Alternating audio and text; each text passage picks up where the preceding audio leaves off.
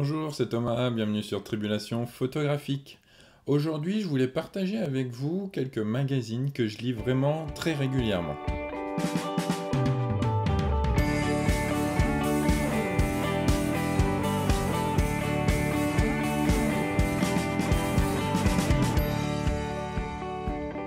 Et oui, voilà, le mardi, c'était la journée où j'ai partagé des podcasts, des chaînes YouTube. Et aujourd'hui, bien, je voulais partager avec vous quelques magazines. La presse spécialisée ou non, vous allez voir, que je lis régulièrement et qui concerne bien entendu la photographie.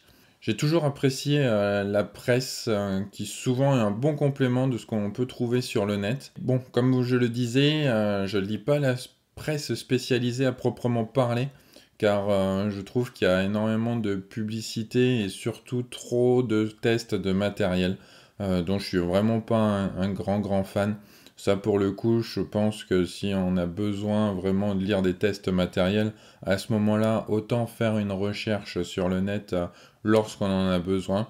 Mais voilà, lire tous les mois des tests du dernier matériel sorti, j'avoue pas être un grand fan. Et du coup, bah, j'ai abandonné tout ce qui était chasseur d'images et réponse photo, même depuis quelques temps maintenant. Alors, je vais commencer par le premier magazine que je lis, c'est Polka. J'ai découvert ce magazine il y a 4-5 ans, je pense. Et en fait, bah, j'ai trouvé une autre vision de la photographie. Alors, c'est un trimestriel qui propose vraiment des récits photographiques, souvent en rapport direct avec l'actualité et auxquels s'ajoutent les textes d'envoyés spéciaux et des articles de grande signature.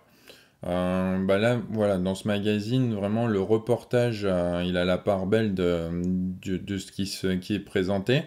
Et c'est vraiment ce que j'aime dans cette publication, voir un petit peu des photos autres que la photo que je peux fort pratiquer.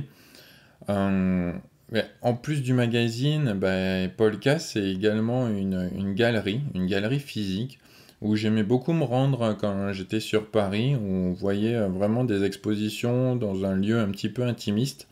Donc c'était vraiment très très sympa. Voilà, Polka, un des magazines que je lis vraiment, que je loupe aucun numéro. Le deuxième, c'est 6 mois. Alors là, je ne sais pas comment on peut le catégoriser, si c'est vraiment un magazine.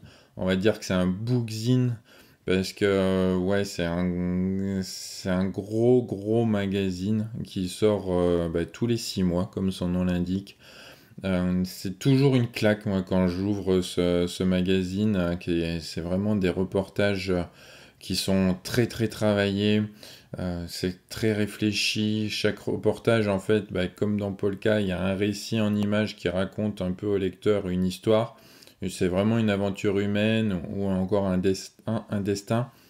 Et ensuite, bah, il y a les textes qui sont bien écrits et qui viennent un petit peu renforcer les photographies et qui donnent également, qui expliquent les photos et tout le travail fait par le photographe.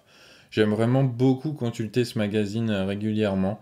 Je le lis pas d'un coup, donc ça m'arrive voilà, de le poser et puis d'aller lire un reportage de temps en temps. C'est vraiment un magazine que je conseille. Voilà, c'est 6 mois. Alors il est un peu cher à l'achat, c'est sûr, on parle 24-25 euros, mais c'est pour 6 mois. Donc finalement, si on ramène au prix mensuel, c'est identique aux autres magazines qu'on va dire plus classiques. Le troisième magazine que je lis, que bah là je suis vraiment abonné, car c'est le seul moyen de se le procurer, c'est LFI.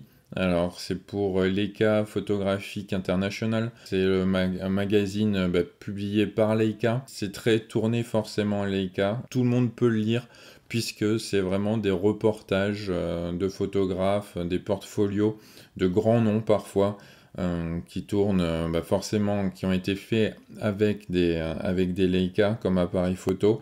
Mais c'est très intéressant bah, de voir de tels portfolios avec également aussi un genre de petit texte, interview parfois du photographe expliquant vraiment sa démarche. Donc c'est très intéressant de voir ça, de voir la démarche du photographe qu'il y a derrière le portfolio. Et après, les portfolios sont toujours de très très grande qualité. Là, il sort tous les 2 mois ce magazine. Voilà, il faut s'abonner. Je mettrai encore une fois tous les liens dans les notes de l'émission. Et enfin, Fishays, un magazine que je lis alors un peu moins régulièrement. Quand le magazine était sorti, j'avais acheté quelques numéros. Bon, j'avais pas forcément accroché à l'approche de cette revue. Je me retrouvais pas forcément dans les différents articles. C'était au moment de Théo Gosselin. Donc voilà, c'était vraiment, on voyait que lui. Je trouvais que c'était un petit peu trop.